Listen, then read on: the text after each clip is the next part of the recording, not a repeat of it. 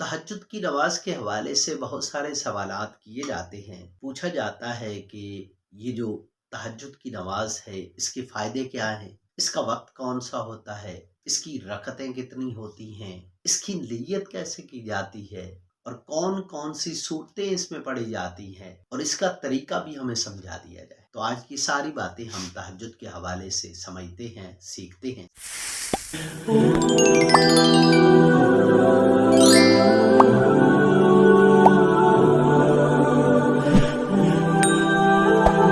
सबसे पहली बात है कि इसके फायदे क्या हैं। अहादीस के अंदर बहुत सारे फायदे बताए गए। कुरान से भी इसका हमें सबूत मिलता है कि तहज्जुद, इसकी अदायगी अगर एक मुसलमान करता है तो उसको फायदा क्या हासिल होता है। तो नबी पाक सल्लल्लाहु अलैहि वसल्लम का तो ये दायमी अमल था, हमेशा का अमल था। पहली बात तो हमें ये समझ आए कि ये एक दायमी सुन्नत है, हमेशा वाली सुन्नत है, जो हुजूर ने मुसलसल इस पे अमल किया। उस सुन्नत अमल को अपनाने की वजह से इसकी बरक़ात ज़रूर मिलेंगी। हदीस के अंदर ये बात भी हमें मिलती है कि अल्लाह के वली जितने भी गुजरे हैं, अल्लाह के नेक बंदे जितने भी गुजरे हैं, बशमूल अंबिया अलैहिमुस्सलाम, उनकी आदत मुबारका थी कि वो तहज्जुद की नमाज अदा किया। और जो बंदा तहज्जुद की नमाज अदा करता है, अल्लाह उससे बे इंतहा खुश होते हैं। और ये वो नमाज है जो इंसान को अल्लाह का वली, अल्लाह का दोस्त बना देती है।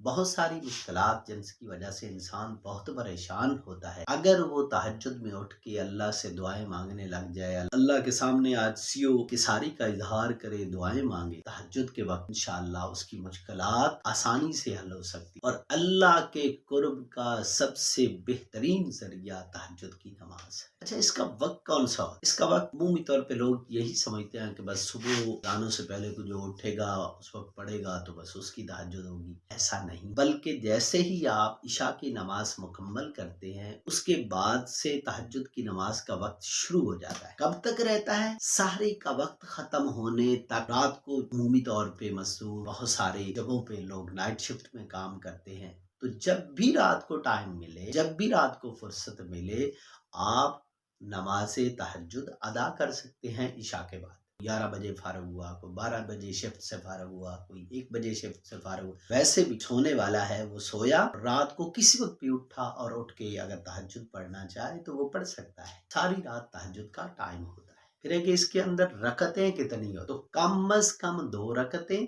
ज्यादा से ज्यादा 12 रकतें तहज्जुद की नमाज में पढ़ी जा सकती है। नबी पाक सल्लल्लाहु अलैहि वसल्लम का अक्सर आप सल्लल्लाहु अलैहि वसल्लम की आदत मुबारका 8 रकत की थी। अल्लाह की रजा के लिए, अल्लाह को खुश करने के लिए जितनी रकतें पढ़ेगा अल्लाह ताला उसका अजर अता फरमाएंगे। और मैं फायदे के पीछे बात कर रहा था, तो कुरान में ऐसे लोगों की तारीफ फरमाई गई कि जो लोग सहरी के वक्त अल्लाह से माफी तलब करते हैं, इस्तिगफार करते हैं, अल्लाह ताला ने उन लोगों की तारीफें कुरान के अंदर की हैं।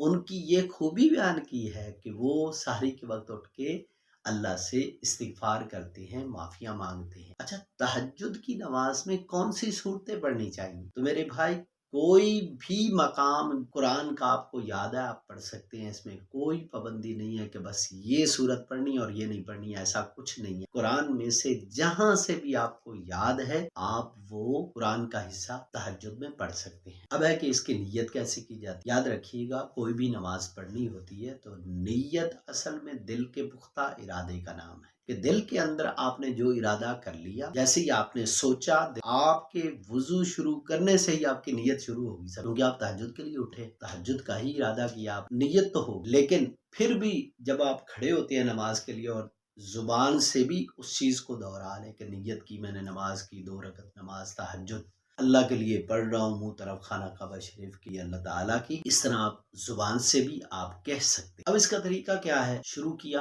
अल्लाहु अकबर, सना पढ़ी, बिल्ला बिस्मिल्लाह पढ़ी, अलहम्द शरीफ पढ़ी, कोई सूरत मिलाई, उसके बाद रुकू में गए, रुकू से उठे, फिर 2 सजदे की, 2 सजदे करने के बाद फिर दूसरी रकत के लिए खड़े हुए, बिस्मिल्लाह पढ़कर अलहम्द शरीफ पढ़ी, कोई सूरत मिलाई, रुकू में गए, फिर रुकू से खड़े हुए, फिर 2 सजदे किए, उसके बाद कादा किया, तहियात पढ़ने के बाद दुरूद शरीफ पढ़ा, दुआ पढ़ी, 2 रकत मुकम्मल हो गई। ये आसान सा तरीका है जैसे आम नवाफिल का होता है। एक सवाल और किया जाता है कि जी तहज्जुद के लिए क्या सोना ज़रूरी है?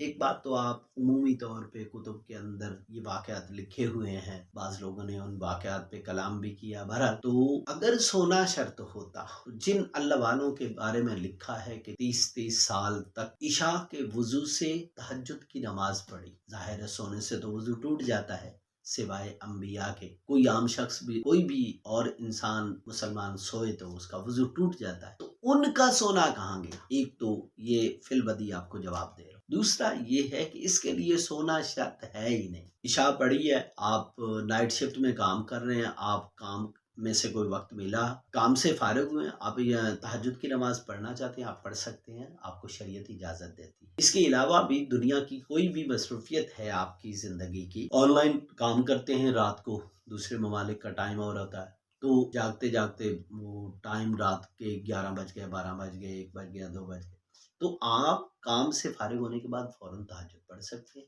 आपको इजाज़त। तो इसके लिए सोना कोई शर्त नहीं। उम्मीद है तहज्जुद के हवाले से बहुत सारी बातें आप पे वाज़ेह हो गई होंगी।